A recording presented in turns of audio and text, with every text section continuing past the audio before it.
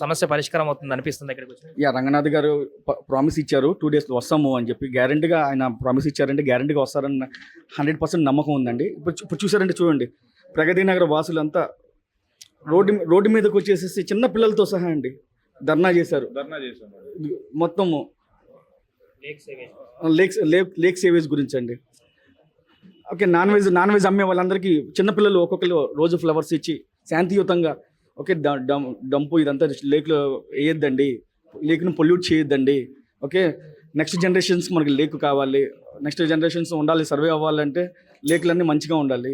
Okay, ఇలా దుర్వాసన ఉంటే ఎవరు ఉంటారండి? ఎవరు ఇక్కడ ఉండలేరు కదా. ఈ ఆరోగ్య ప్రమాణం ఆల్రెడీ ఇప్పుడు డెంగ్యూ ఇలా మలేరియా ఇలాంటి వ్యాధులు చాలామందికి వ్యాపిస్తూ ఉన్నాయండి.